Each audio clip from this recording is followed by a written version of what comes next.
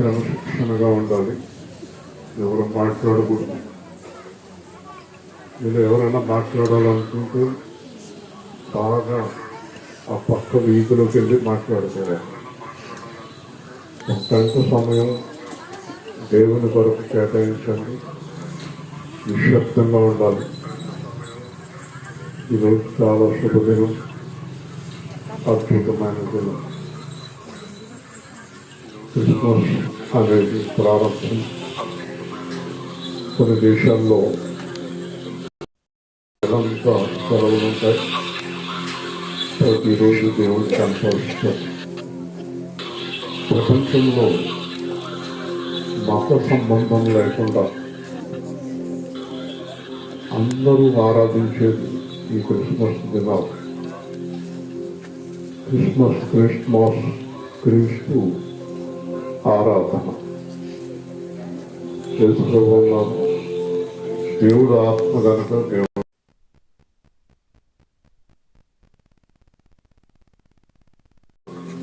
ఆరాధించాలి అన్నాడు.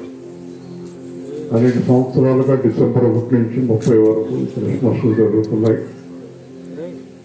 కొన్ని అనివార్య కారణాల వల్ల అన్ని ఏర్పాట్లు చేసుకుని ఈ డిసెంబర్ 1నే చాలా ఇబ్బంది పడ్డారు విశ్వాసరాజు కుటుంబం. అయితే దేవుడు మరలా కనికరించి మరి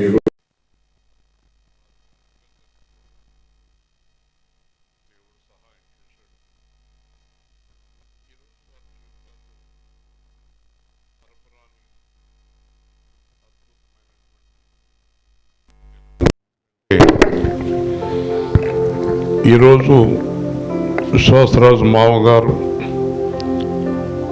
అలాగే స్వాతి చెల్లెలు, అలాగే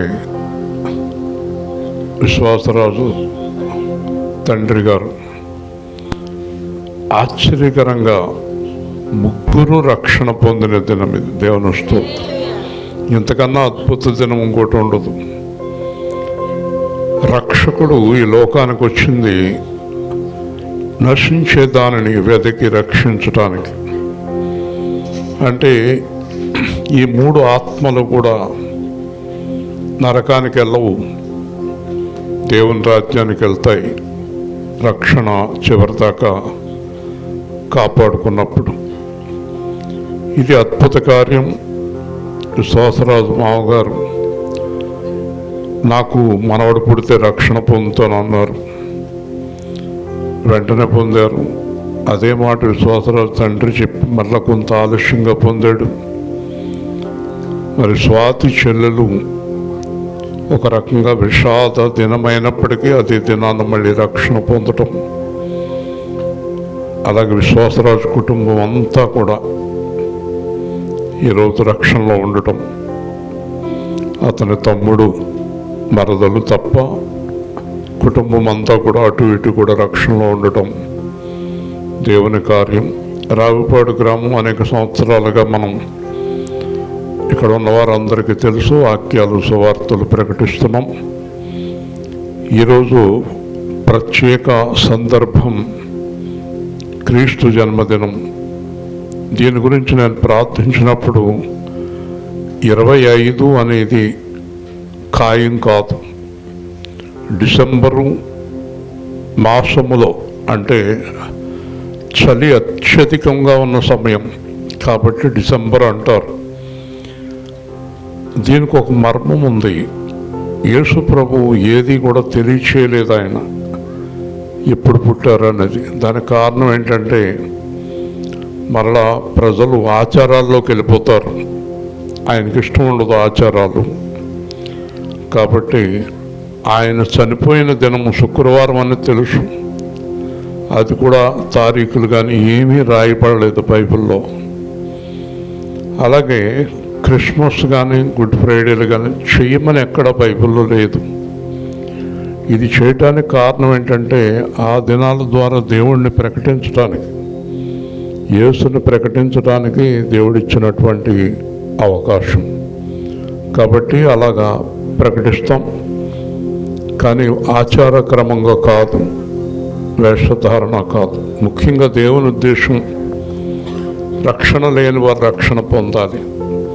ఈరోజు ప్రభు గురించి తెలుసుకుని ఎవరైనా నేను కూడా రక్షణ పొందాలి అనే భావన రావటం కోసం ఇలాంటి సువార్తలు. ఈరోజు నేను కమిటీ మెయిన్ మెంబర్ అక్కడ ఉండాలి, తణుకులో ఎమ్మెల్యేలు అందరూ వస్తున్నారు. వారు మీరు లేకపోతే ఎలాగని అడిగారు. నా ఉద్దేశం ఏంటంటే అక్కడ ఉన్నవారు అందరూ యేసుని ఎరిగినవారు. కనీసం ఇక్కడ 10 మంది అయినా యేసుని ఎరగని వారు దొరుకుతారు నాకు, దేవుని స్తోత్రం. అంచేత దీనికే నేను ప్రాధాన్యత ఇచ్చాను. అలాగే దేవుడు వెలుగై ఉన్నాడు. క్రీస్తు ఈ లోకానికి వెలుగుగా వచ్చాడు. చీకటి కమ్మినప్పుడు, మరణం కమ్మినప్పుడు, చీకటి నుండి, మరణం నుండి మానవ జాతిని తప్పించడానికి యేసు ప్రభు ఈ లోకానికి వచ్చాడు. కనుక మనం క్యాండిల్ వెలిగించుకొని ఈ వెలుగు యొక్క ప్రశస్తత తెలియజేయడానికి మాత్రం ఈ కానీ చేస్తున్నాం. మీరందరూ క్యాండిల్స్ సిద్ధంగా ఉండండి. క్యాండిల్స్ అన్నీ వెలిగిన తర్వాత లైట్స్ ఆపుతారు.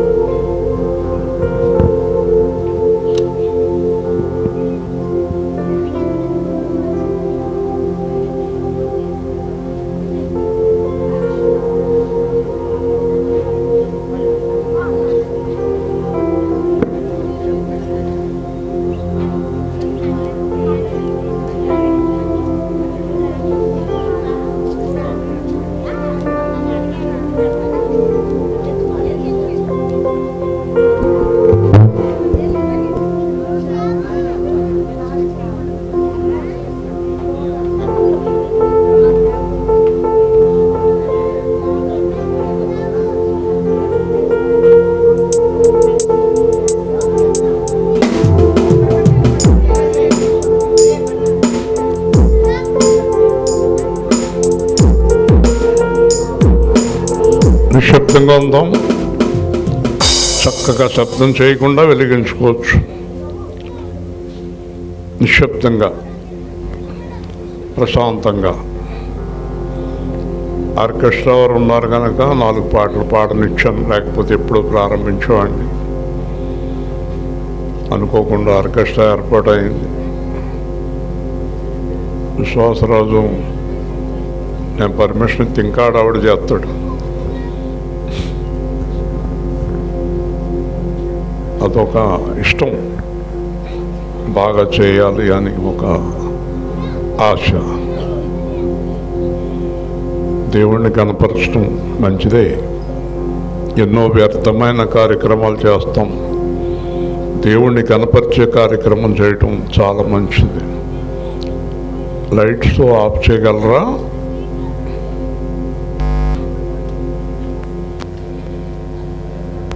దేవుడు ఈ లోకమునకు వెలుగై ఉన్నారు. దేవుడు ఈ లోకమునకు వెలుగుగా వచ్చారు.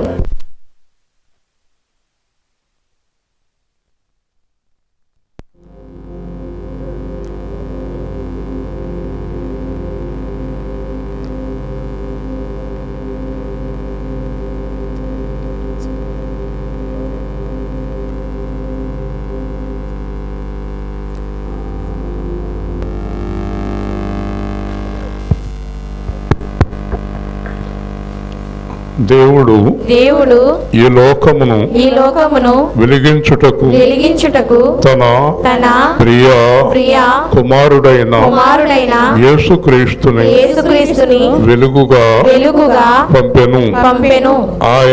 ఆయన చీకటి నుండి వెలుగులోనికి అపవాది నుండి దేవునిలోనికి మరణము నుండి జీవములోనికి మానవ జాతిని నడిపించుటకే ఆయన వచ్చెను. మేము ఆయన వెలుగునకు సాక్షులము. ఆమేన్. రక్షకుండు దయించినాడు మన కొరకు పరమా, రక్షకుండు దయించినాడు మన కొరకు పరమా, రక్షకుండు దయించినాడు. రక్షకుండు దయించినాడు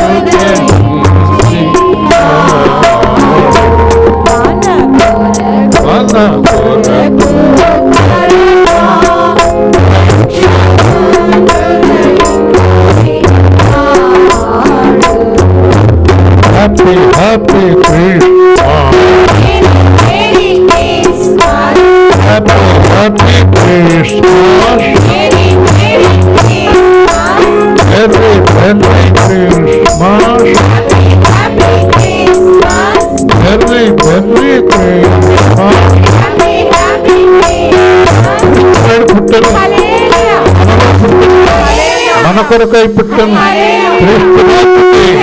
రాజుల రాజుకి ప్రభువుల ప్రభువుకి.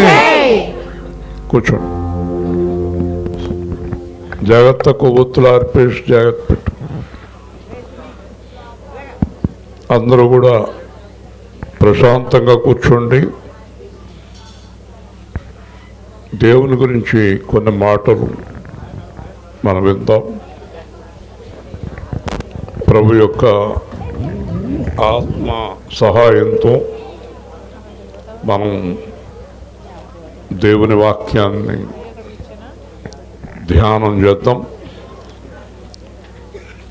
మత్తయి సువార్త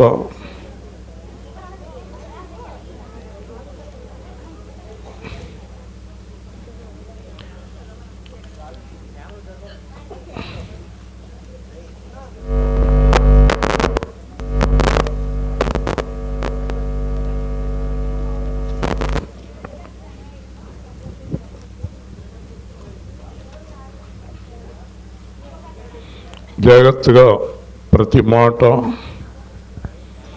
మత్తయి సువార్త 4వ అధ్యాయం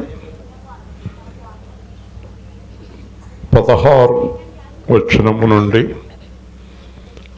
మత్తయి సువార్త 4వ అధ్యాయం 16వ వచనము నుండి ప్రతి మాట కూడా మీరు మనసు పెట్టి హృదయం పెట్టి జాగ్రత్తగా వినండి.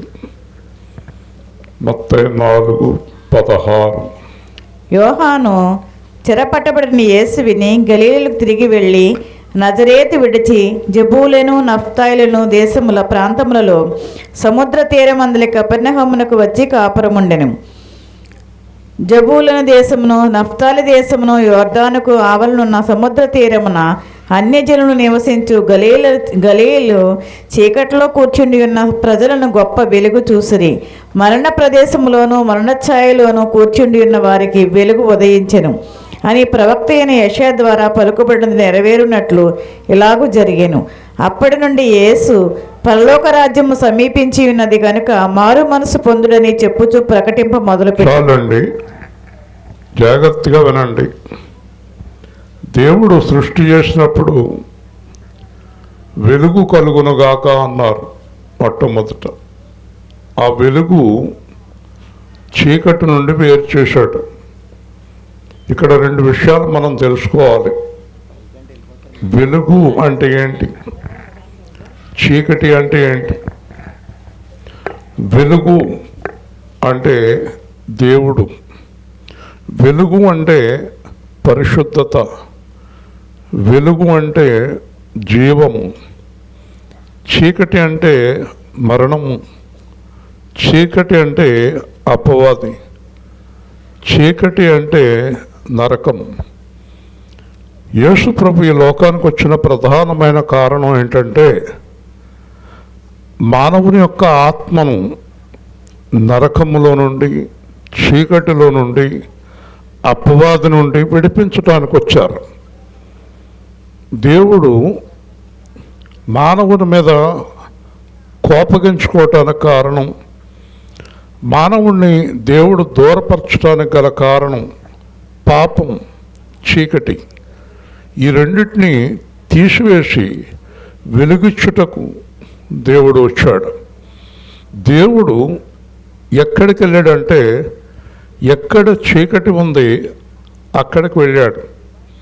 ఎక్కడ చీకటి ఉంది అంటే ప్రజలు బాగా భయంకరమైన పాపములో మునిగిపోయినటువంటి స్థలాలకు. ఎందుకంటే పాపుల కొరకు నేను వచ్చాను, పాపుల కొరకు నేను వచ్చాను అని యేసుప్రభు స్పష్టంగా చెప్పుకున్నాడు. పాపములో నుండి విడిపించడానికి నేను వచ్చాను. కాబట్టి ఈ పాపము వలన వచ్చే జీతము మరణం, నరకం, అగ్నిగుండం, తీర్పు. కాబట్టి యేసుక్రీస్తు అంటే మతము కాదు, మార్గము. చీకటి గల చోట్ల వెలిగించు దీపమై ఉండెను. ఆయన వచ్చిన వెంటనే మన జీవితాల్లోకి వెలుగు వస్తుంది. ఆయన వచ్చిన వెంటనే వెలుగు వస్తుంది. అంటే యేసు ప్రభు మన జీవితంలోకి వచ్చే వరకు మనం చీకట్లో ఉన్నామని తెలియదు. అర్థమవుతుంది మీకు? మనం చీకట్లో ఉన్నామని ఎప్పుడు తెలుస్తుందంటే వెలుగు వచ్చిన తర్వాత. ఒక ఇద్దరు పూర్వం ఒక గ్రామంలో సంతకు వెళ్ళారు. సంతకు వెళ్ళి సాయంత్రం అయిపోయింది. దారిలో ఒక అరుగేదో కనపడితే అక్కడ కూర్చుని కొంతసేపటికి అక్కడే పడుకున్నారు. వాళ్ళకి ఉదయం మెలకు వచ్చేటప్పటికి అది అరుగు కాదు, సమాధి. వాళ్ళు భయపడిపోయారు. అదేంటి రాత్రి మనం సమాధి మీద పడుకున్నాం అంటే వెలుగు వచ్చే వరకు. అలాగే యేసుప్రభు అన్నాడు, నన్ను గ్రహించని వారు పాపములోనే ఉండి చనిపోవుదురు. కాబట్టి సువార్త అనేది ప్రపంచమంతా ఎందుకు ప్రకటించాలంటే వారిని పాపములో నుండి మనం బయటకు తీసుకురావాలి. అలాగే క్రైస్తవులు అంటే క్రీస్తు అనుచరులు పాపమును సిలువ వేయాలి. పాపం అనేది ఇంకా వాళ్ళ జీవితంలో ఉండకూడదు. పాపం కానీ, మోసం కానీ, అబద్ధం కానీ, దొంగతనం కానీ ఇవేవి కూడా క్రైస్తవ జీవితాల్లో ఉండకూడదు. మనము ఈ లోకమునకు వెలుగు ఉప్పు అన్నాడు దేవుడు. ఈ లోకానికి వెలుగు ఉప్పు. ఇందాక మధ్యాహ్నం నా భార్య పొద్దున్న కానీ టిఫిన్లో భోజనం పెడుతుంది, కంప్లీట్గా ఉప్పు తీసేసింది. డాక్టర్ గారు చెప్పారని ఉప్పు మొత్తం తొలగించేసింది. నేను అన్నాను, ఈ ఉప్పు లేదు, బాగాలేదు అన్నాను. మరి చెప్పారు కదా డాక్టర్ గారు అంటే అప్పుడు చెప్పాను, మనం ఎంత బాగా పదార్థం తయారు చేసినా ఉప్పు లేనప్పుడు అది ఎవరికి నచ్చదు. అప్పుడు చెప్పాను, పర్వాలేదు ఉప్పు లేకపోయినా పర్లేదు, మనం ప్రజల జీవితాల్లోనికి ఉప్పుగా వెళదాం. హల్లెలూయా. మనము ప్రజల జీవితాల్లోకి ఉప్పుగా వెళదాం, కమ్మగా మారుతాం వాళ్ళ జీవితాలను. నాకు ఇచ్చిన 300 మందిని నేను ఏం చేసినా వారి జీవితాల్లో తీపి మధురం తీసుకురావాలన్న ఉద్దేశంతోటే. కాబట్టి ఇక్కడ దేవుడు నజరేతు విడిచి జెబూలూను నఫ్తాలి అని దేశముల ప్రాంతముల సముద్ర తీరమందలి కపెర్నహూమునకు వచ్చి కాపురం ఉండని ఎక్కడికి వచ్చాడు. ఆయా ప్రాంతాలన్నీ విడిచి ఒక ప్రాంతానికి వచ్చాడు. ఏ ప్రాంతానికి వచ్చాడో తెలుసా? జెబూలూను దేశము నఫ్తాలి యోర్దానుకు ఆవతలనున్న సముద్ర తీరమున అన్యజనులు నివసించు ప్రాంతము. అందరూ గట్టిగా దేవుని స్తోత్రం. యేసును ఎరగని వారికి 21 సంవత్సరాల కిందట నాతో దేవుడు చెప్పింది, నన్ను ఎరిగిన వారికి నువ్వు ప్రకటించవద్దు, నన్ను ఎరగని వారికి ప్రకటించు. 21 సంవత్సరాలుగా నేను చేస్తున్న పని అదే. ఎరగని వారికి యేసుని చెప్పాలి. ఎక్కడికి వచ్చాడు ఆయన? అపోస్తల 13లో చెప్తాడు, భూదిగంతముల వరకు అన్యజనులకు నిన్ను వెలుగుగా నియమించితేనే. యేసు ప్రభు యొక్క పిల్లలను చూసి అన్యులు వెలుగులోకి రావాలి. మనం చూసి వారు చీకటిలో ఉన్నవారిని గ్రహించాలి. ఎలా గ్రహించారు వాళ్ళు? మనం చీకటిలో ఉన్నాం, వాళ్ళు వెలుగులో ఉన్నారని ఎలా తెలుస్తుంది? నీ క్రియల ద్వారా. దేవుని స్తోత్రం. నువ్వు కూడా అన్ని పాప పనులు, మోస పనులు చేస్తుంటే వాళ్ళు యేసు ప్రభు దగ్గరికి ఎలా వస్తారు? ఇక్కడ ధనం అన్న ఆయన ఉన్నాడు, ఆయన భార్య, ఆయన కుమార్తె ప్రభువు నమ్ముకున్నారు. వారి కుటుంబం ఈ గ్రామానికి వెలుగుగా ఉండాలి. అలాగే యేసు ప్రభువు నమ్ముకున్న ప్రతి కుటుంబము వెలుగుగా ఉండాలి. వెలుగుగా ఉండటం అంటే ఏంటి? వారు మంచివారు, మోసం చేయరు, అబద్ధం ఆడరు, ఎవరిని మోసం చేయరు, ఎవరికి ఏది ఎగ్గొట్టరు. వారు మంచివారు, ఎవరి జోలికి వెళ్ళరు. వింటున్నారా? వారు యేసు ప్రభుని నమ్ముకున్నవారని అన్యులు చెప్పుకోవాలి. హల్లెలూయా. అర్థమవుతుంది మీకు? వారు చెప్పుకుని మీ యొక్క జీవితాలను చూసి వారు ప్రభు దగ్గరికి రావాలి. ఇది దేవుని ఉద్దేశం. నిన్ను అన్యజనులకు వెలుగుగా నియమించిన అపోస్తలు 13:47 అంటాడు. భూదిగంతముల వరకు రక్షణార్థముగా సాక్ష్యముగా ఉండినట్టు అన్యజనులకు వెలుగుగా నియమించితిని. పౌలు అన్యజనులకు అపోస్తలుడుగా నియమించబడ్డాడు. వింటున్నారా? అలాగే 2000 నవంబర్ 8వ తేదీ తెల్లవారుజామున నేను అబ్రహాము, ఇస్సాకు, ఇశ్రాయేలు, దావీదుల దేవుడను నిన్ను అన్యజనులకు వెలుగుగా నియమించాను అన్నాడు. హల్లెలూయా. కాబట్టి అనేక మంది అన్యుల్ని ఈరోజు నేను గర్వంగా ఒక మాట చెప్పగలను.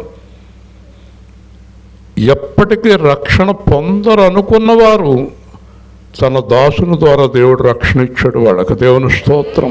కాబట్టి దేవుని యొక్క కృప, దేవుని యొక్క ఆశీర్వాదం. అందుకే మన ప్రవర్తన చాలా ప్రాముఖ్యమైంది. నేను అందుకే బాగా ఆ సంఘాన్ని గట్టిగా ప్రతి ఒక్కరిని గద్దిస్తాను. నేను మీ ప్రవర్తన చాలా ప్రాముఖ్యమైంది.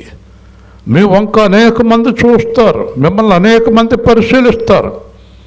మీరు ఏ వస్త్రం ధరించుకున్నారు, ఏ అడుగులు వేస్తున్నారు, ఏం మాట్లాడుతున్నారు, ఎవరితో ఎలా జీవిస్తున్నారు, ఏం చేస్తున్నారు, చాలామంది గమనిస్తారు. నన్ను మా వీధి, మా ఊరంతా నన్ను ఎప్పుడు గమనిస్తూ ఉంటారు. ఏదైనా ఒకటి పట్టుకుందామని కూడా గమనిస్తారు. 26 సంవత్సరాల్లో ఏది వాళ్ళకు దొరకలేదు. నేను నిద్రించే రోజు వరకు ఏది దొరకదు వాళ్ళకి. దేవుని స్తోత్రం. కాబట్టి మనం అలాగ జీవించబద్దులై ఉన్నాం. ఆశలున్న లోకం మీద మనం చంపుకోవాలి. ఏమన్నాడు తెలుసా? ఆత్మచేత శరీర కార్యాలు చంపాలి. చాలా సంతోషంగా గంతులేయాలని, రకరకాలుగా ఆటలాడాలని అందరికీ ఉంటుంది. కుదరదు. మనం అలా ఉండటానికి కుదరదు. ఒక చోట అంటాడు, చూడక్కడ, ఇశ్రాయేలు అన్యజనుల వలె నీవు సంతోషించవద్దు. హల్లెలూయా చెప్పండి. ఇశ్రాయేలు అన్యజనుల వలె నువ్వు సంతోషించకూడదు. సినిమాలు చూసి, సెల్ ఫోన్ చూసి ఆనందంగా నువ్వు గంతులేయకూడదు. అర్థమవుతుందా? నువ్వు చాలా జాగ్రత్తగా ఉండాలని దేవుని పిల్లలతో దేవుడు చెప్తాడు. ఇది జాగ్రత్త లేనందువల్ల మీ వల్ల అనేక ఆత్మలు నశించిపోతాయి కనుక దేవుడు మిమ్మల్ని తీర్పులోకి తీసుకొస్తాడు. నేను చెప్పే జాగ్రత్తగా వినండి. మీరు ప్రభువుని నమ్ముకున్న తర్వాత మీరు సరిగ్గా జీవించినందువల్ల మీ చుట్టుపక్కల వారు, మీ ఇంట్లో వాళ్ళు రక్షణకు రాలేదు కనుక మిమ్మల్ని ఖచ్చితంగా దేవుడు నరకానికి పంపుతాడు. దేవుని స్తోత్రం. మీరు తీర్పులోకి వస్తారని గుర్తుపెట్టుకోండి.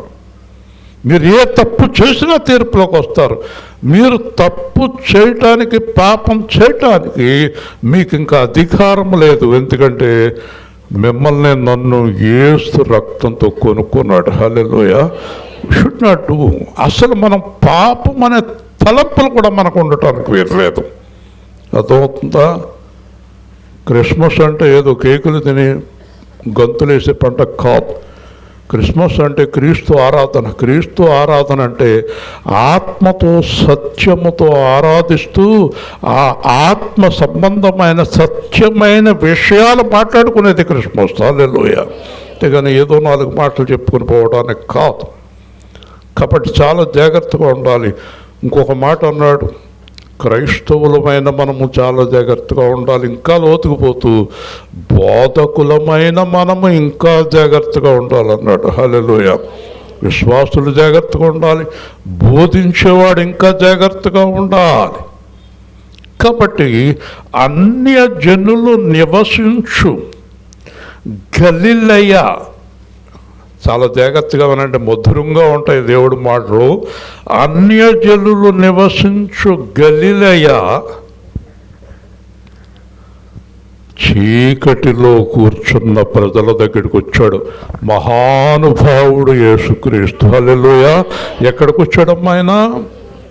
చూడండి అక్కడ వాక్యం ఉందో, చీకటిలో కూర్చొని ఉన్న ప్రజల దగ్గరకు. ఎక్కడికి వచ్చాడు? గట్టిగా చెప్పండి. చీకటిలో కూర్చున్న ప్రజల దగ్గరకు. చూసారండి? జాగ్రత్తగా వినండి. వాళ్ళు ఎక్కడున్నారమ్మా? ఎక్కడున్నారు? సరే, ఒకటి, చీకటిలో కూర్చుండి ఉన్న ప్రజలు గొప్ప వెలుగు చూశారు. మామూలు వెలుగా? ఏ వెలుగు? ఏ వెలుగది? ఏ వెలుగు తెలుసా? భూమి ఆకాశాలు చేసిన దేవుని వెలుగు. హల్లెలూయా! గట్టిగా చెప్పాలి. భూమి ఆకాశాలు చేసిన దేవుని వెలుగు. లిమ్ము తేజరిల్లు, నీకు వెలుగు వచ్చి ఉన్నది. లిమ్ము తేజరిల్లుము, నీకు వెలుగు వచ్చి ఉన్నది. యెహోవా మహిమ నీపైన ఉదయించెను చూడుము.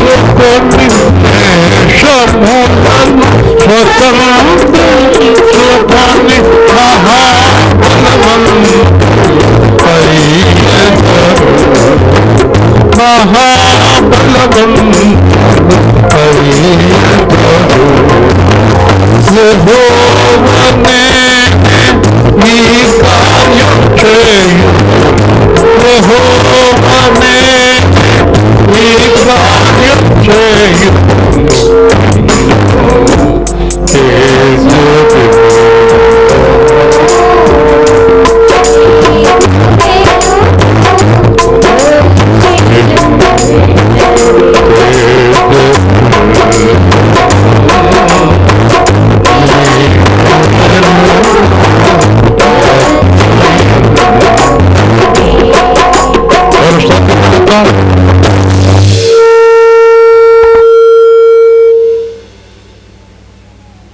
దేవుని యందు వెలుగు. జగతి రాత్రి మీ దుఃఖ దినాలు సమాప్తం అవ్వాలి. మీ దుఃఖ దినాలు సమాప్తం అవ్వాలంటే మీరు వెలుగులోకి రావాలి. వెలుగులోకి రావటం అంటే యేసుక్రీస్తుని వెంబడించాలి. దేవుని స్తోత్రం. పాస్టర్లు కానీ, సంఘాలను కానీ, ఆచారాలు కానీ, గుడ్డ ముక్కలు కానీ, నూనె గుడ్డలు కానీ, కుర్చీలు కానీ ఏది అనుసరించకూడదు. యేసు ప్రభువును అనుసరించాలి. యేసు ప్రభువును అనుసరించాలంటే వాక్యం తెలియాలి. వాక్యం తెలియకుండా ఎవ్వరికి యేసు ప్రభు గురించి అర్థం కాదు. వాక్య ధ్యానం చేయాలి. వాక్యం చక్కగా చెప్పేవారితో సహవాసం చేయాలి. ఆ కళ్ళబుల్లి మాటలు, కల్పనా కథలు చెప్పేవారితో ఉండకూడదు. వాక్యాన్ని యథార్థంగా ప్రకటించేవారితో సహవాసం చేయాలి. అంతేకాదు, పౌలు అన్నాడు, మేము ఎలా నడుచుకుంటున్నామో అలా నడుచుకునే వారిని గురిపెట్టి చూడమన్నాడు. హల్లెలూయా. కాబట్టి చాలా జాగ్రత్తగా ఉండాలి. ప్రభువును నమ్ముకున్నవారు, ప్రభువులో ఉన్నవారు జాగ్రత్తగా ఉంటేనే ప్రభువులో లేని వారు ప్రభువులోకి వస్తారు. లేకపోతే ఎప్పటికీ రారు, ఎప్పటికీ రారు. కాబట్టి ఇక్కడ గొప్ప వెలుగు చూసిరి. మామూలు వెలుగు కాదట, గొప్ప వెలుగు. రెండో మాట ఏంటంటే మరణ ప్రదేశం, మరణ ఛాయలు. అక్కడ మరణ ప్రదేశం, మరణ ఛాయలు. ఎందుకంటే మన దేశంలో, నేను పేర్లు చెప్పను కానీ, కొన్ని పట్టణాలు ఉన్నాయి. ఆ పట్టణాల్లో చూస్తుంటే, ఆ ప్రజలను, అక్కడ ఉన్నటువంటి వారిని చూస్తుంటే అసహ్యం, భయంకరమైన అసహ్యం. వాళ్ళు ధరించుకునే వస్త్రాలు, వాళ్ళు చేసే పనులు, వాళ్ళు చేసే అసహ్యమైన పనులు, ఇవి చాలా ఎక్కువైపోయినాయి. భయంకరమైన దినాల్లో ఉన్నాం. వాళ్ళు దేంట్లో ఉన్నారంటే మరణానికి, మరణపు నీడకి సమీపంగా ఉన్నారు. వారు ఒకవేళ మరణిస్తే 100% నరకానికి వెళ్ళిపోతారు. నరక ప్రదేశాల్లో ఉన్నారు, మరణ ఛాయల్లో ఉన్నారు. మరణాన్ని హత్తుకున్నారు, మరణాన్ని ప్రేమిస్తున్నారు, పాపాన్ని హత్తుకున్నారు, పాపాన్ని ప్రేమిస్తున్నారు. ఆడ దగ్గరకు వచ్చాడు, ఆడ దగ్గరకు వచ్చాడు, మరణంలో ఉన్నవారి దగ్గరకు వచ్చాడు, చీకట్లో ఉన్నవారి దగ్గరకు వచ్చాడు. పౌలుతోటి దేవుడు చెప్తున్నాడు, నిన్ను నేను దూరముగానున్న అన్యజనుల దగ్గరికి పంపిస్తున్నా. వారు చీకటిలో నుండి వెలుగులోనికి, అపవాది నుండి దేవుని యొద్దకు నడిపించడానికి నిన్ను సాక్షిగా నియమించి పంపిస్తున్నాను అన్నాడు. మన జీవితంలో మీరు గుర్తుపెట్టుకోండి, మీరు ఒకవేళ రక్షణ పొందిన వారైతే మీ జీవితంలో కనీసం ఒక్కరిని, ఇద్దరిని, ముగ్గురిని ఆ వెలుగులోకి తీసుకురండి. హల్లెలూయా. అంతేగాని మీరే చీకట్లో ఉంటే ఇంకొకరిని వెలుగులోకి ఎలా తీసుకురాగలరు? కిందట ఆదివారం దేవుడు చెప్పాడు, గుడ్డివాడికి త్రోవ చూపి ఇద్దరు గుంతలో పడ్డారు అన్నాడు దేవుడు. కాబట్టి ఎక్కడికి వచ్చాడు దేవుడు? చీకటిలో ఉన్న వారి దగ్గరికి, మరణంలో ఉన్న వారి దగ్గరికి. ఎవరో తెలుసా ఈయన ఎవరో తెలుసా మీకు? యేసుక్రీస్తు ఎవరో తెలుసా? సమస్త ఆత్మలు ఆయన దగ్గరికి వెళ్ళి నిలబడాలి. సమస్త జనములకు తీర్పు తీర్చే దేవుడు ఆయన. హల్లెలూయ.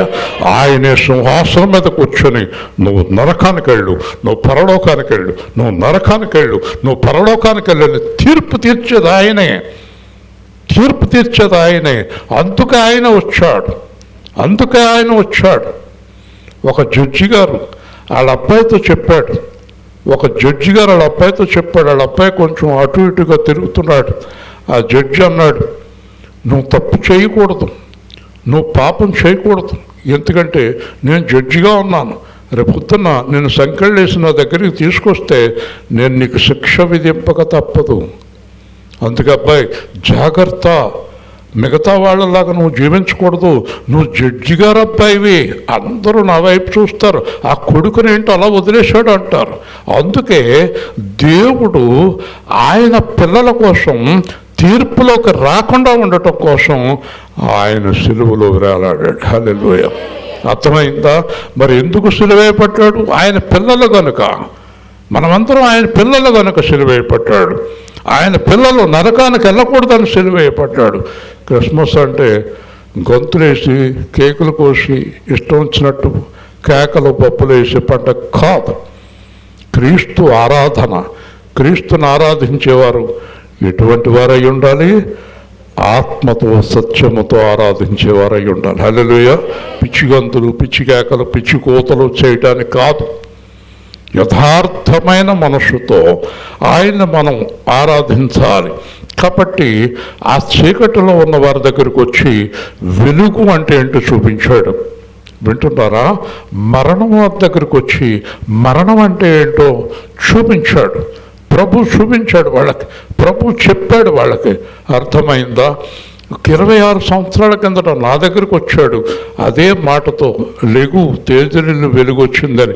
నేను అనుకున్నాను, అప్పటిదాకా నేను వెలుగులో ఉన్నాను అనుకున్నాను, కానీ నేను చీకట్లో ఉన్నాను, నేను మరణంలో ఉన్నాను. ఈరోజు చాలామంది ప్రజలు చీకట్లో ఉన్నారు, మరణంలో ఉన్నారు, కానీ వారు గ్రహించటం లేదు. వెలుగు వారి మధ్యన ప్రకాశిస్తున్నది, కానీ చీకటి దానిని గ్రహింపలేకపోతున్నది. దేవుని స్తోత్రం. కాబట్టి మనం జీవించున్నంత కాలం ఆ చీకటి వెలుగు తారతమ్యాల గురించి మనం ఎప్పుడు చెప్తూ ఉండాలి. చెప్తే ఎలాగర్థమవుతుంది? నేను తణుకులో ఒక షాపులో ఒక స్వీట్ కొన్నాను, చాలా బాగుంది అని చెప్తున్నాను. ఎక్కడికి వెళ్ళినా కూడా వాళ్ళెవరికి అర్థం అవటం లేదు. చాలా బాగుంది అంటుంటే ఏం బాగుంది అంటున్నాడు. అది కాదన్నాడు దేవుడు. ఒక రోజున ఆ 200 మందికి నువ్వు అక్కడ స్వీట్ కొనుక్కెళ్ళి వాళ్ళకి అప్పుడు చెప్పు అన్నాడు. ఆ 200 మందికి స్వీట్ పంచిపెట్టి ఎలా ఉందంటే చాలా బాగుందన్నారు. అందుకే రుచి చూసి తెలుసుకోవాలి. హల్లెలూయా. ఏదో చెప్పేస్తే మీరు పరిశుద్ధులుగా ఉండండి, మీరు యథార్థంగా ఉండండి, మీరు వాక్యంలో ఉండండి అని చెప్పేసి కానుకలు పెట్టి నింపేసుకుని ఇంటికి వెళ్ళిపోయే పాస్టరు పనికి మాలోడు అన్నమాట. కాబట్టి అలాంటి సేవ చేయకూడదు మనము. కాబట్టి ఏం చేయాలి? ఏంటండి వాక్యానుసారంగా జీవించడం అంటే ఏంటండి? పరిశుద్ధత అంటే ఏంటండి? జీవం అంటే ఏంటండి? వెలుగంటే ఏంటండి? అంటే అది నేను మీకు నా జీవితం ద్వారా చూపించాలి. గట్టిగా హల్లెలూయా. మన జీవితాల ద్వారా వెలుగు అంటే ఏంటో చూపించాలి. పౌలు ఏం చెప్పాడు? ఛాలెంజ్ చేశాడు. నేను యేసుక్రీస్తుని పోలి నడుచుకునే ప్రకారం మీరు నన్ను పోలి నడుచుకోండి అన్నాడు. హల్లెలూయా. ఈరోజు అలా చెప్పగలిగిన సేవకులు, విశ్వాసులు దేవుడికి కావాలి. ఎవరినైనా మీరు ఇలా చేయకూడదని గద్దించగలిగినటువంటి సేవకుడు, ఖండించగలిగినటువంటి సేవకుడు ఉండి తీరాలి. కాబట్టి ఇప్పుడు మొదట 2 మాటలు విన్నాం. నేను చాలా తొందరగా ముగించేస్తాను, ఎక్కువ సమయం చెప్పను. చూడండి, అని ప్రవక్త అయిన యెషయా ద్వారా పలకబడిన నెరవేరును. ఇప్పుడు చూడండి, అప్పటి నుండి యేసు పరలోక రాజ్యము సమీపించి ఉన్నది కనుక వారు మనస్సు పొందుటని ప్రకటింప మొదలుపెట్టాను. పరలోక రాజ్యము సమీపించినది, మారు మనస్సు పొందండి. ఇది సువార్త ప్రధానమైన అంశం. ఏ సంఘమైనా, ఏ సేవకుడైనా, ఎవరైనా ఈ 2 మాటలు చెప్పకుండా సంఘాలు నడిపిన, సువార్త చేసిన అది వ్యర్థమైపోతుంది. ఎందుకంటే బైబిల్ గ్రంథానికి ఆది కాండం నుంచి ప్రకటన గ్రంథం దాకా ప్రధానమైన అంశాలు 2: మారు మనసు, పరలోక రాజ్యం. గట్టిగా దేవుని స్తోత్రం చెప్పు. హల్లెలూయా. ఈ 2 ప్రధానమైన అంశాలు. పరలోక రాజ్యం అంటే దేవుని రాజ్యం. దానియేలు అంటాడు, కాలమందు దేవుని రాజ్యము స్థాపించబడెను, అది సమస్తమును పగలగొట్టి నిలిచెను, అది యుగ యుగముల వరకు ఉండెను. యేసు ప్రభు ఎవరో తెలుసా? యేసు దేవుని రాజ్యం ప్రకటించడానికి వచ్చాడు ఇక్కడికి. ఆ రాజ్యంలో చేరేవారు ధన్యులు, ఆ రాజ్యంలో పొందేవారు ధన్యులు అన్నాడు. దేవుని రాజ్యం యుగ యుగములు ఉంటుంది. దేవుడు ఉన్నంతకాలం దేవుని రాజ్యం ఉంటుంది. మరి ఆ రాజ్యంలోకి రావాలంటే ఏం చేయాలంటే మారు మనసు పొందాలి. హల్లెలూయా చెప్పండి. ఏం పొందాలి? ఏం పొందాలి? నేను అడిగాను 2003 మార్చి 4వ తేదీ ఆర్ఆర్క గారు నాకు ప్రార్థన చేశారు. ఆయన అడిగాను, నేను మారు మనసు అంటే క్లియర్గా చెప్పండి, మీరు చాలా పెద్ద దైవజనులు కదా అంటే, కూర్చోప్పాయ్ అని పక్కన కూర్చోపెట్టుకుని, మారు మనసు అంటే ఇంక ఎవరు ఏం చెప్పినా నమ్మొద్దు, నువ్వు వినొద్దు, నువ్వు అడిగావు కనుక క్లియర్గా చెప్తున్నాను. మారు మనసు అంటే యేసు క్రీస్తునకు కలిగిన మనస్సు. గట్టిగా గట్టిగా చెప్పాలి. ఎవరి మనస్సు వద్దు మనకు. మాకు పాస్టర్ గారు ఉన్నారు, ఇస్రాయేల్ గారు అని, చాలా మంచి ఆయన లాంటి మనసు వద్దు. మాకు పెద్ద అయ్యగారు ఉన్నారు, అయ్యగారు వద్దు, ఏ అయ్యగారు వద్దు. ఎందుకంటే ఈ ప్రపంచంలో యేసుక్రీస్తు మనస్సు తప్ప మనకు ఏ మనస్సు ఆధారం లేదు. హల్లెలూయా. ఎందుకంటే నీతిమంతుడు చెప్పండి ఒక్కడు లేడు. హల్లెలూయా. ఎవరిని అనుసరిస్తారు మీరు? కాబట్టి యేసు ప్రభు అన్నాడు, నేనే మార్గము, సత్యము, జీవము, నా ద్వారా తప్ప ఎవరు తండ్రి దగ్గరికి రారు. అంటే ఆయన మనస్సు మనకు వచ్చేదాకా. ఇప్పుడు ఆయన మనస్సు కావాలంటే ఏం చేయాలి? ఆయనలాగా జీవించాలి. ఎలా జీవించాడు ఆయన? పాడుకుందామా? ఆర్కెస్ట్రా వాళ్ళు కూడా ఇంట్రెస్ట్గా ఉంటుంది. వెనుక నుండి తన్నిందే ఒకరు, తన ముందు నిలచి నవ్వింది మరి ఒకరు. వెనుక నుండి తన్నింది ఒకరు, తన ముందు నిలచి నవ్వింది మరి ఒకరు.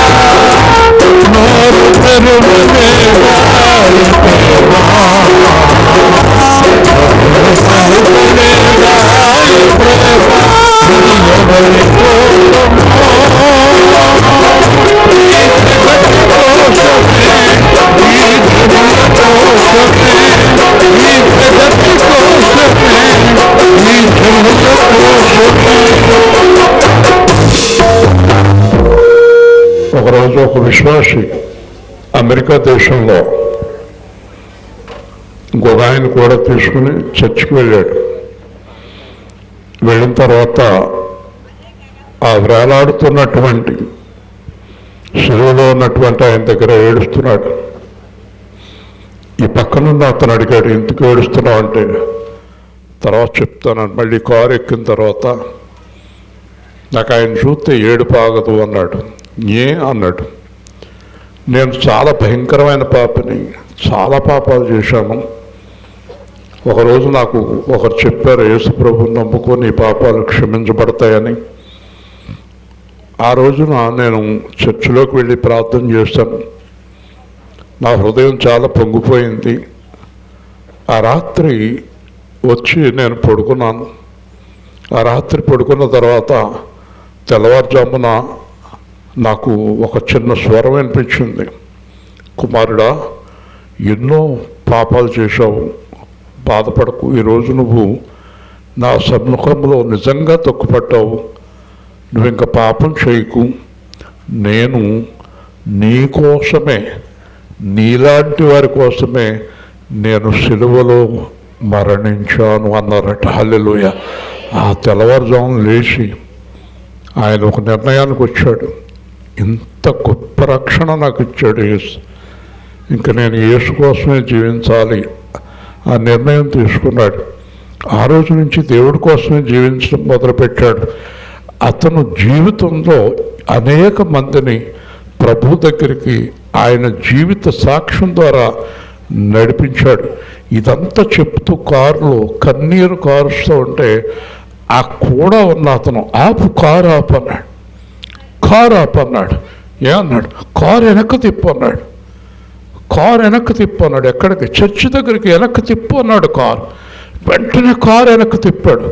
ఆ కారు తిప్పి చర్చి దగ్గర ఆపే కారులోంచి పరిగెత్తికెళ్ళి లోపలికి ఈయన కూడా ఏడవటం మొదలుపెట్టాడు. ప్రభువా, అతనికంటే పాపాత్ముడేనని ఆడటం మొదలుపెట్టాడు. అప్పుడు అతని హృదయంలో దేవుడు మాట్లాడుతూ, నిన్ను కూడా క్షమిస్తున్నాను అన్నాడు. హల్లెలూయా. నీ జీవితంలో ఈరోజు ఎవరినైనా ఒక్కరిని నీ జీవితం ద్వారా, నీ ప్రవర్తన ద్వారా, నీ మాటల ద్వారా, నీ సాక్ష్యం ద్వారా ఒక్కరిని ప్రభువులోకి నడిపించిన వారు చేయొద్దండి. ఒక్కరిని. ఇంకెందుకంటే మన జీవితం, ఎందుకీ పాటలు, ఎందుకండి ఇవి? కుటుంబంలో మారు మనసు లేదు, భర్తకు మారు మనసు లేదు, భార్యకు మారు మనసు లేదు, పిల్లలకు మారు మనసు లేదు. క్రిస్మస్ పండుగలు చేసుకుంటే ఏం ఒరిగిపోద్ది మనకి? ఈ క్రిస్మస్ ఏమవ్వాలి? మారు మనసు పొందటానికి సాక్ష్యం కావాలి. హల్లెలూయా. ఈ క్రిస్మస్లో మనం ఏం పొందాలి? మారు మనసు పొందాలి. వచ్చే క్రిస్మస్ లోపల కనీసం నేను ఒక్కరినైనా ఇద్దరినైనా నా ప్రభు దగ్గరికి నడిపించాలి. ఇప్పుడు నేను కారులో తీసుకెళ్ళి ఆయన నడిపించిన ఆయన ఎంతమందిని రక్షణలోకి నడిపించాడో తెలుసా? 270 మందిని రక్షణలోకి నడిపించాడు. గట్టిగా దేవుని స్తోత్రం చెప్పాలి. హల్లెలూయా. అందరికి చెప్పటం, ఈయన ఏడుతూ వాళ్ళు వచ్చేయటం, మారిపోవటం, ఈయన ఏడుతూ మళ్ళీ వాళ్ళ కోసం ఏడుతూ కన్నీరు కారుతూ. వింటున్నారా? మనం ఎవరినైనా ఒక్కరిని మన జీవితం ద్వారా, మన మాటల ద్వారా, మన చూపుల ద్వారా, మన ప్రవర్తన ద్వారా, ఒక మాట చెప్పనా, రక్షణలో ఉన్నవాళ్ళని వెనక్కి వెళ్ళిపోయేలా చేసాం మనం. గొప్ప అద్భుతమైన వాళ్ళు ఉన్నారు మనకి. నేను రక్షణ నీ గురించే పొందను అనిపించుకునేలా చేసాం మనం. ఓకే, ఈ రోజైనా ఇప్పటికైనా ఒక్కటి గుర్తుపెట్టుకోండి, క్రైస్తవ్యం అనేది ఈ లోకంలో సరదాగా పండగలు చేసుకునేది కాదు, పరలోక సంబంధమైనది. వింటున్నారా? మనకి ఈ లోకానికి సంబంధం లేదు, మనము పరలోక సంబంధులం. యేసు ప్రభు ఇప్పుడు ఎక్కడున్నాడు? పరలోకంలో. మనం వెళ్ళాల్సింది ఎక్కడికి? పరలోకానికి. మనం ఎవరినైనా తీసుకెళ్ళవలసింది ఎక్కడికి? పరలోకానికి. ఇక్కడ ముంచేయటానికి కాదు, ఇక్కడ నీళ్ళలో ముంచేత్తేమీ రాదు. పరలోకానికి తీసుకెళ్ళాలి. వారు నిజమైన మారు మనసుతో నీటిలో మునగాలి. ఏదో ఆడ మునిగారని నేను మునిగితే ఏం ప్రయోజనం ఉండదు. వింటున్నారా? కాబట్టి ఆయన అంటున్నాడు స్వయంగా యేసు ప్రభు, పరలోక రాజ్యం వచ్చేస్తుంది, ఇంకా నేను త్వరగా వచ్చేస్తాను. నేను వచ్చే లోపల మీరు తొందరగా ఏం పొందాలి? ఇప్పుడు చెప్పండి, మీకు వాక్యం అర్థమైతే. అసలు మారు మనసు పొందాల్సిన వాడు ఎవరు? మొదట అర్థమైంది అబ్బాయికి? దేవుని స్తోత్రం చెప్పండి. ముందు మనం పొందాలి మారు మనసు, తర్వాత ఇంకొకరికి చెప్పాలి. పేతురుతోటి దేవుడు ఏమన్నాడు? పేతురు, నీకు అడావుడు ఎక్కువ, కంగారు ఎక్కువ, నీ మనసు చంచలమైనది. నీ మనసు నా వైపు తిరిగాక నీ సహోదరుల దగ్గరికి వెళ్ళి నా గురించి చెప్పన్నాడు. హల్లెలూయా చెప్పండి, గట్టిగా చెప్పండి. నేను యేసు ప్రభు వైపు తిరగకుండా, నేను యేసు ప్రభులాగా జీవించకుండా మీకు అందరికీ పుట్ అంటే నా ఎదురుగుండా అలాగేనండి అంటే నాకు పోయి పిచ్చకాకలేస్తున్నాడు అంటారు. కాబట్టి ఏమీ ప్రయోజనం ఉండదు కదా. హృదయంలో భయం ఉండాలి, హృదయంలో నమ్మకం ఉండాలి, హృదయంలో విశ్వాసం ఉండాలి. కాబట్టి ఈరోజు 4 మాటలు విన్నాం, ముగిస్తున్నాను. మొదటి మాట, చీకట్లో ఉన్న వారి దగ్గరికి వచ్చాడు. రెండవ మాట, మరణానికి దగ్గరగా ఉన్న వారిలోకి వచ్చాడు. మూడవ మాట, మారు మనసు ప్రకటించాడు. 4వ మాట, పరలోక రాజ్యం ప్రకటించాడు. అంటే మొట్టమొదట చీకట్లో నుంచి వెలుగులోకి రావాలి, మరణం నుంచి జీవంలోకి రావాలి, మారు మనసు పొందాలి, పరలోక రాజ్యానికి వెళ్ళాలి. అదే క్రిస్మస్ యొక్క మర్మం. దేవుని స్తోత్రం. ఇంతకన్నా ఏమీ లేదు క్రిస్మస్ మర్మం. అదే క్రీస్తు పుట్టెను, యేసు పుట్టెను కదా. జోలపాడన లాలిప్పుడు నేను విమర్శించలేదు, కానీ ఇవన్నీ పాడుకోవచ్చు, ఏ పాట అయినా పాడవచ్చు. కానీ మనం పాడే పాట దేవుడు వినాలి. ఎవరు వినాలి? ఎలా ఉంటే వింటాడు మన పాట? చాలా కంఠం గొప్పగా ఉంటే వింటాడా? వాయిద్యాలు గొప్పగా ఉంటే వింటాడా? హృదయం బాగుండే వింటాడు. హల్లెలూయా కదా. దావీదు కీర్తన పాడు అన్నాడు దేవుడు. ఎవరిని? దావీదు ఎలా పాడతాడు కీర్తన? ఇలా కారుతూ ఉంటాయి, ఇక్కడి నుంచి పాడుతూ ఉంటాడు. కీర్తన ఎలా పాడతాడు దావీదు? ఇక్కడి నుంచి ఇలాగా, ఇక్కడి నుంచి. ఓకే, మోషేతో ఏం చెప్పాడు తెలుసా? మోషే కీర్తన రాయి. మోషే ఏమన్నాడు దేవుడు? ద్వితీయోపదేశకాండంలో కీర్తన రాసి ఇశ్రాయేలు అందరి చేత పాడించు, దేవుని స్తోత్రం చెప్పండి. తెలుసా మీకు, దేవుడికి పాటలు చాలా ఇష్టం. కానీ ఆ పాటలు ఎక్కడి నుంచి రావాలి? లోపల నుంచి. వాయిద్యాలు వాయించేవారు కూడా హృదయంతో వాయించాలి, అవునా కదా. మనస్సు చాలా ప్రాముఖ్యం దేవుడికి. హృదయం చాలా ప్రాముఖ్యం దేవుడికి. హృదయం దేవుడికి ప్రధానమైనది. కాబట్టి ఈ 4 విషయాలు ఈరోజు మనం తెలుసుకుంటే ముగించమని చెప్తున్నాను. మీరు ఏదైనా రహస్య పాపంలో, ఎవరికి తెలియకుండా కూడా ఏదైనా పాపంలో ఉంటే క్రిస్మస్ రోజున విడిచిపెట్టండి. హల్లెలూయా. అంటే 25వ తారీఖు అది ఇయ్యాలి. 25న కాపులు అనుకోకండి. 25 లోపల ఎంతమంది వెళ్ళిపోతారో తెలియదు. ఈరోజు ఉన్నాం, రేపు ఉంటాం లేదో తెలియదు. 1 పాపం విడిచిపెట్టండి. అంటే చీకట్లో ఉన్నారు, పాపంలో ఉన్నవారు మరణానికి సమీపంగా ఉన్నారు. అర్థమైందా? మారు మనసు పొందకపోతే దేవుని రాజ్యం మనకు దొరకదు. వింటున్నారా? మీలో రక్షణ పొందిన వారందరూ ఇది ఖచ్చితంగా పాటిస్తే కనుక మీరు అనేక మందిని దేవుడి దగ్గరికి నడిపించగలరు. 1, మనము దేవుని రాజ్యానికి వెళ్తాం, కనీసం కొంతమందిని దేవుడి దగ్గరికి నడిపించగలం. అది నిజమైన క్రిస్మస్. ప్రేమగల తండ్రి, జీవాధిపతి అయిన ప్రభువా, ఈ రాత్రికాలం ముందు మీరు మాతో మాట్లాడిన వాక్యాన్ని బట్టి స్తోత్రాలు. విశ్వాసరాజు గారిని, వారి కుటుంబాన్ని, ధనం గారిని, వారి కుటుంబాన్ని, అటువైపు ఇటువైపు ఉన్న వారిని, ఈరోజు ఎంతో కష్టపడి ఇక్కడ వంటలు చేసిన, కార్యక్రమాలు చేసిన ఇంత ఏర్పాట్లు, ఆర్కెస్ట్రా వారు, వాహనాలు, బస్సులు, ఆటోలు, సౌండ్ సిస్టము, ఇలాగా అనేకమైనటువంటి ప్రయత్నాలు చేసి, కృషి చేసి, ఎంతో ఖర్చు పెట్టి ఈ కార్యక్రమాన్ని చేసిన వారిని, ఈ కార్యక్రమంలో పాల్గొన్న వారందరినీ కూడా దీవించండి. మీ నామానికి మహిమ తెచ్చుకోండి. జరగబోయే కార్యక్రమాలు కూడా నెలాఖరు వరకు చక్కగా మీ ఆత్మతో జరిగించండి. మీ నామానికి మహిమ తెచ్చుకోండి. ఆర్కెస్ట్రా వారు ఉన్నారు కనుక ఎవరైనా 1-2 పాటలు పాడాలంటే పాడుకోవచ్చు. నాకేం అభ్యంతరం లేదు. నేనా పాడేశాను కదా, పాడారు. మీ మావయ్య గారు అడిగారా? అమ్మో, అయితే పాట తప్పదు. నేను ఇంత కష్టపడి ఏర్పాటు చేస్తే, ఓహో మంచి పాట అడిగాడేనా, వాళ్ళ మావయ్య గారు అడిగారంట, అందుకు పాడుతున్నాను. చాలా మంచి పాట.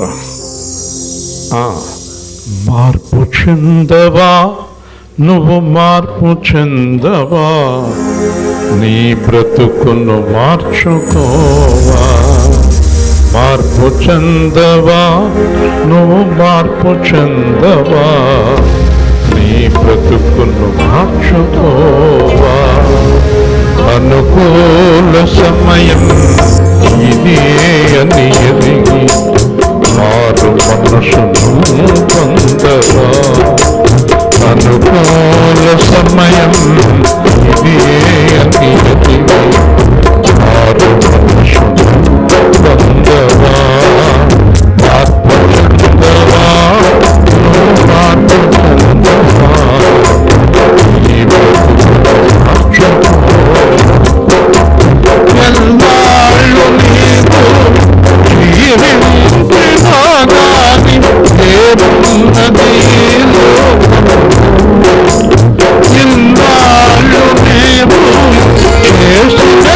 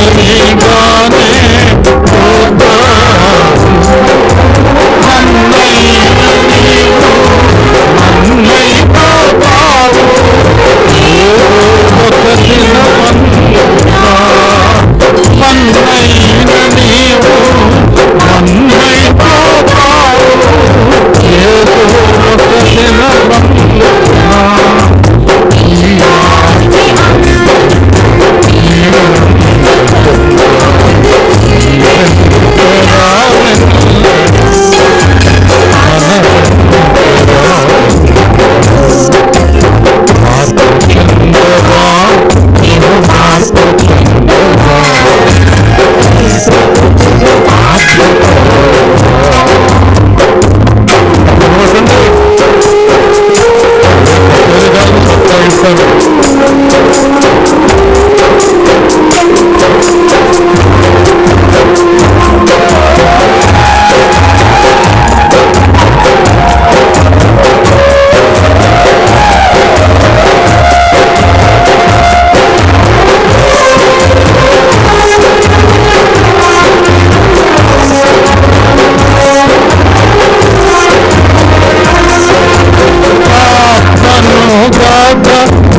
దేహాన్ని చంపే మనుషులకే భయపడకయ్యా.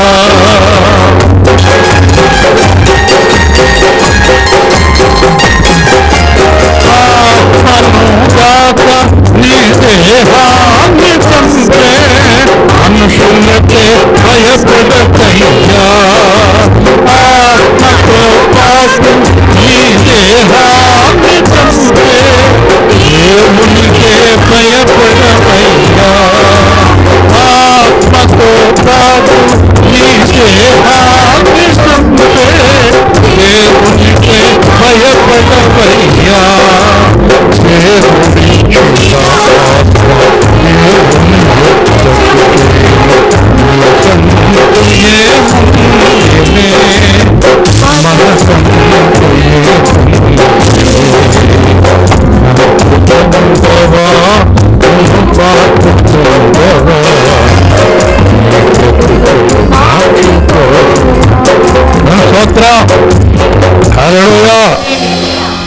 పర్లోకం వెళ్ళినప్పుడు మనం అంటే నిద్రించాక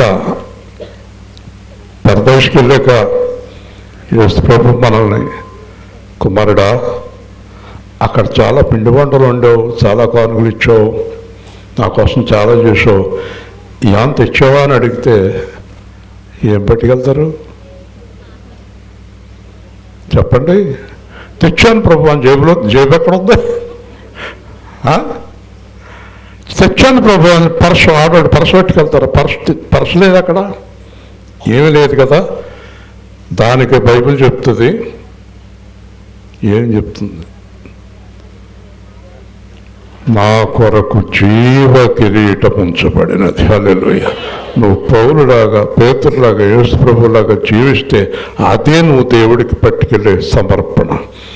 ఈ పాత పాప శాప జీవితాన్ని ఈరోజు వదిలిపెట్టు, కొత్త జీవితాన్ని ప్రారంభించు. అది కూడా యేసుక్రీస్తుకి ప్రీతికరమైన జీవితం. ముగించొచ్చాయా? విశ్వాసరాజు ఇంకేమైనా ఉందా? మంచిదండి. అందరూ కూడా చక్కగా ఆహారం తీసుకుని వెళ్ళండి. రెండోది 5వ తారీఖు సాయంత్రం అంటే రాజమండ్రిలో సువార్త అండి. 6వ తారీఖు అన్నాకుమారి గారు, అందరూ జ్ఞాపకం పెట్టుకోండి, ప్రార్థన చేయండి. ఈరోజు సువార్త మా హృదయాన్ని తాకిందన్న వరకు కూడా ఎత్తగలరా? ఓకే, సంతోషం. అంతకన్నా క్రిస్మస్ సంతోషం ఏమీ లేదు. దేవుని స్తోత్రం.